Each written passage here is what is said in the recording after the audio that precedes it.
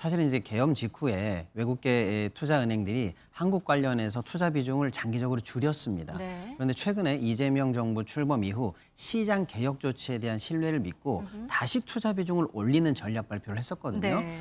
시장의 어떤 그 개혁, 발전을 믿었다는 거예요. 네. 근데 이번 정부 조치는 세제를 통해서 오히려 시장에 찬물을 붓는 조치 아니냐라고 해서 솔직히 이제 리포트에서 다 잘 나오지 않는 쓴소리들이 나왔습니다. 네. 한국 시장 뭐 탈선하는 거 아니냐. 아하. 지금 시장이 기대와는 180도 다른 반응이다라고 정말 신랄한 해서 리포트였군요. 맞습니다. 그래서 네. 이런 세제 개편 가지고서는 한국 시장의 선진화에 대한 믿음 잘하면 흔들릴 수 있어라는 좀 뭐랄까요 냉정한 경고가 나왔다. 저는 우리나라 그 코스피 시장에서 전체 주가 총액 대비 외국인들 지분이 한 30% 정도 되거든요. 네.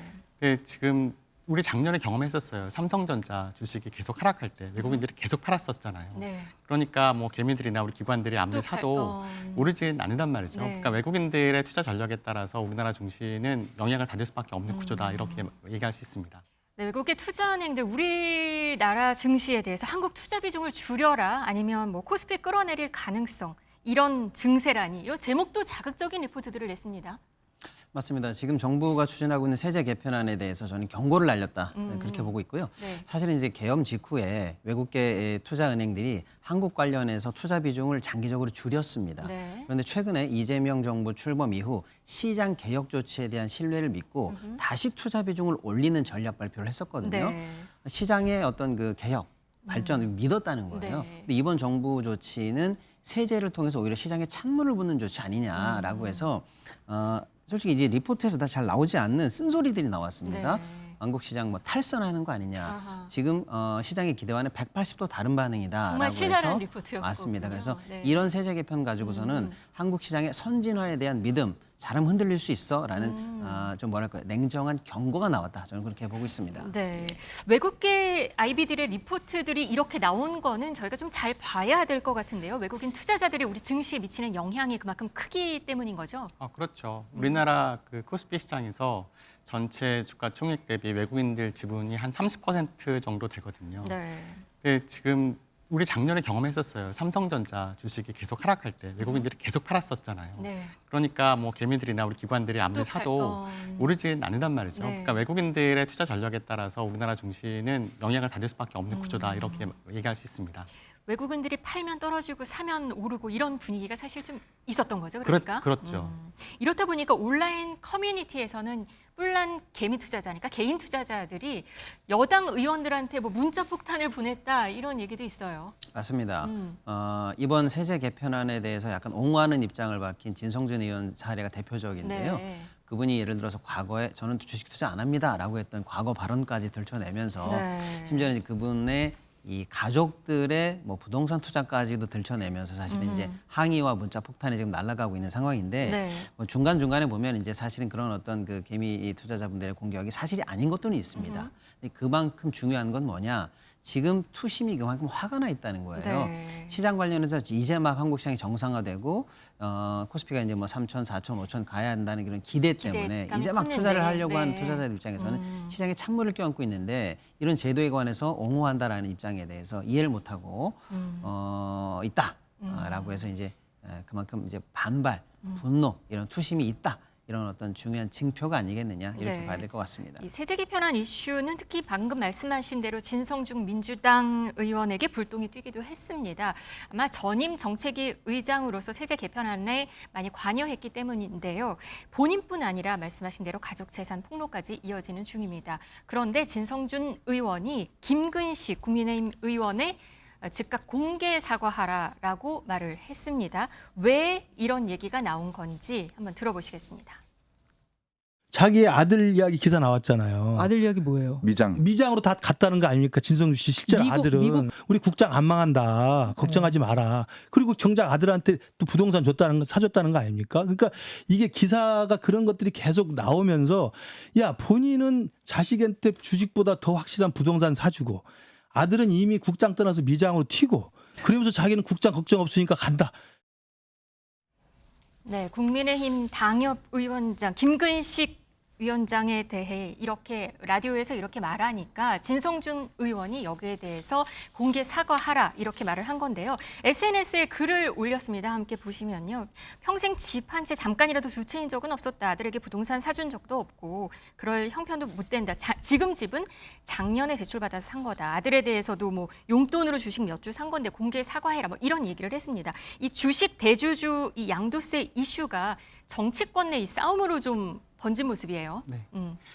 이 주식 대주주 요건이 사실은 좀 시간에 따라서 변했거든요. 네. 그러니까 코스피 시장 기준으로 2013년 이전에는 대주주 기준이 100억 원이었습니다. 꽤 높았어요. 아, 100억 원이요? 네, 2013년에 이제 50억 원으로 낮췄고요. 그다음에 박근혜 정부에서 이제 약간의 증세 기조해서 25억 원까지 낮췄습니다. 네. 네, 그랬다가 문재인 정부 시절에 이제 10억 원까지 낮췄던 것을 이제 지난 윤석열 정부에서 2013년 수준인 50억 원으로 올렸던 겁니다. 네. 네, 그런데 지금 이번에 다시 이제 그러니까 문재인 정부 시절인 10억 원까지 다시 이제 그 선으로 이제 회복한다 그런 뉘앙스이긴 한데요. 네. 근데 그 동안의 시간을 보면 거의 한 20년 가까운 시간 동안 사실 물가 굉장히 많이 올랐거든요. 근데 그런 거 생각하면 예전에 10억 원과 지금의 10억 원도 또 가치가 다르고 네. 그다음에 또 문재인 정부 시절에서 10억 원으로 낮췄을 때 그 당시에 뭔가 그 부동산 시장이 굉장히 핫했던 때잖아요. 네. 부동산 시장을 잡겠다는 얘기를 했지만 그렇지만 중시를 부양해서 부동산 시장을 잡겠다는 얘기 안 했거든요.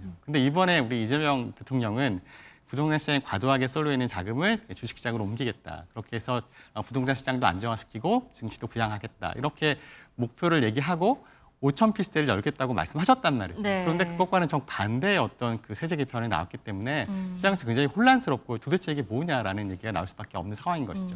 이 주식 양도세를 내는 대주주 기준을 50억 원에서 10억 원으로 낮춘 거. 이거 조금 더 자세하게 설명을 하게 되면요. 만약에 저희가 좀 준비를 했는데요. 지금 한 30억 원어치의 주식을 갖고 있는 주주다라고 한번 예상을 해봤습니다. 그럼 만약에 10억 원에 매입을 해서 30억 원에 매도를 한다.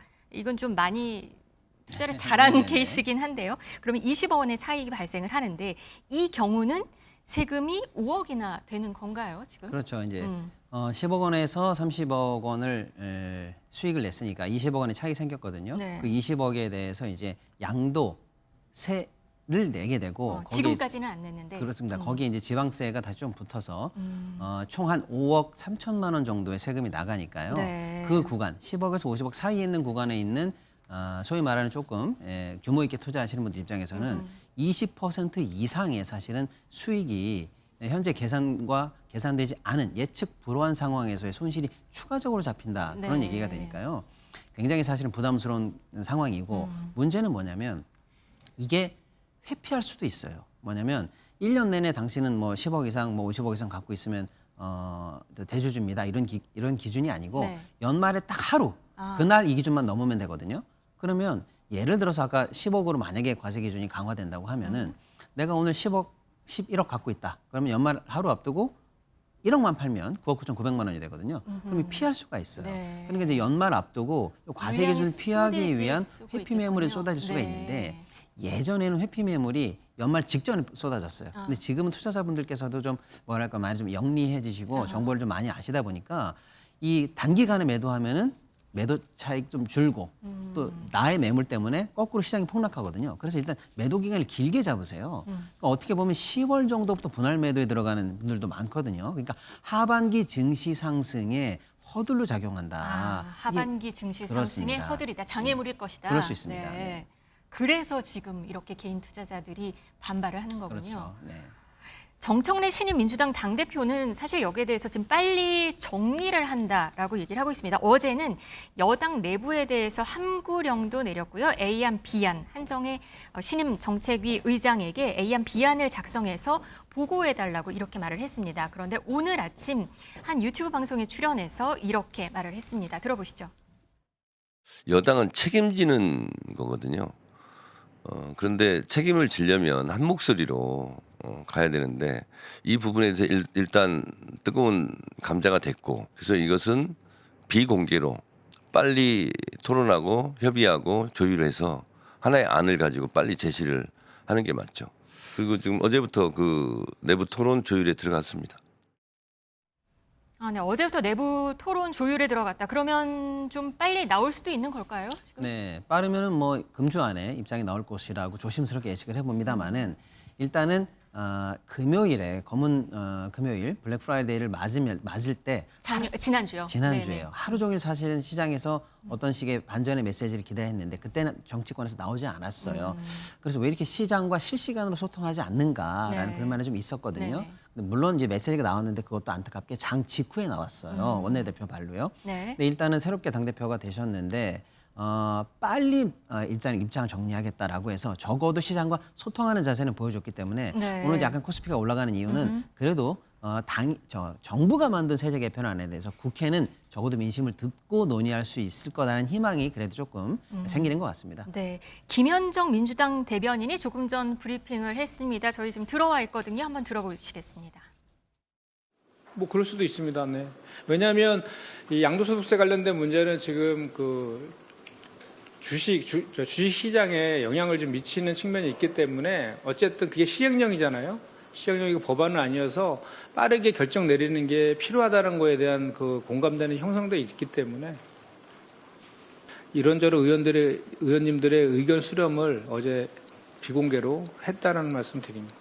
지금 우리 정부하고 이재명 정부하고 더불어민주당의 지금 목표는 코스피 5천을 달성하겠다는 그 목표의 지향점을 갖고 있기 때문에 그 지향점 그 목표를 향하는 그런 흐름 속에서 대주주 양도소득세 인하가 그거에 대해서 그 흐름과는 맞지 않는다는 지적이 있는 거잖아요. 그래서 그거와 관련된 그 논의들을 지금 하고 있는 거라서 이게 뭐 어떤 게 옳다 그르다의 문제가 아니라 정책의 우선순위에 있어서 그 판단의 영역이라고 지금 보고 있는 것이고요. 그런 관련된 논의들을 지금 하고 있다라고 보시면 됩니다.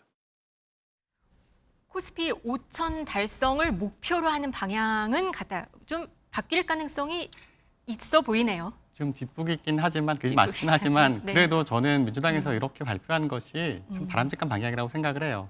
좀 아쉬운 것은 사실 세제 개편안이 어떻게 될 것이다라는 보도는 그 전부터 있었거든요. 네. 그에 대해서 많은 전문가들이 우려를 했습니다. 이것은 지금 코스피 부양하는 정책과 어떤 정부 방향과 맞지 않다. 좀 심사숙고해달라. 그래서 차라리 그 당시에 세제 개편안 발표할 때 이 내용을 좀 유보했었으면 없었을까라는 아쉬움은 들어요. 네. 근데 이번에 어쨌든 간에 민주당에서 이렇게 전향적으로 발표했기 때문에 저는 아마 기준이 좀 상향되지 않을까라고 조심스럽게 예상해 봅니다. 이번에 또 세제 개편안에 배당소득 분리과세도 발표가 됐는데요. 투자자들이 배당주들도 순매도하기도 하고 네. 배당주 ETF에서도 돈이 많이 빠져나간다는 얘기가 있어요. 이거는 왜 그런 거죠? 마찬가지로 이것도 예고가 좀 되어 있었던 거잖아요. 그렇죠. 배당소득 분리과세는 민주당에서 이소영 의원이 발의를 했는데요. 근데 이제 이게 이소영 의원의 발의안과 세제 개편안의 차이가 있었어요. 그러니까 이소영 의원은 네. 3억 원이 넘는 배당소득에 대해서 최고 세율 25% 안을 내었었거든요. 네. 근데 세제 개편에서는 35%가 됐습니다. 더 올랐군요. 네, 그러니까 10%포인트 올랐고 이게 그러면 지방소득세까지 합치면은 이게 38.5%까지 되거든요. 그래서 시장의 예측보다 훨씬 더 높은 한계 세율을 맞게 되니까 시장에서 아마 거기에 대해서 반응하지 않았을까라는 생각을 합니다. 뭐 이렇다 보니까 배당주 저가 매수 기회다라는 뭐 증권사 리포트도 좀 눈에 띄긴 하는데 그건 어떻게 보세요? 일단 현재 세제 개편안이 만약에 그대로 간다면 이건 악재가 분명한데요. 네. 투자자들의 반발이라든지 이런 것들에 대해서 만약에 민주당이 전향적으로 논의를 해서 이것도 포함해서요? 예, 네. 그래서 방금 말씀드린 대주주 양도세 문제, 배당소득 분리과세 문제를 당초 시장이 기대하는 걸로 만약에 환원한다라고 하면 네. 지난주의 폭락이 오히려 저점 매수 구간에서의 매력적인 구간이 될 수 있다. 왜냐하면 악재가 소화되면서 이제 네. 오히려 더 나은 측면으로 올라갈 수 있으니까요. 그래서 만약에 긍정적인 논의가 된다라고 하면은 지금 오히려 저점 매수가 가능하다라는 시선을 가지고 주요한 종목들을 좀 살펴보시는 것도 유의미한 투자책이 될 수 있을 것 같습니다. 네.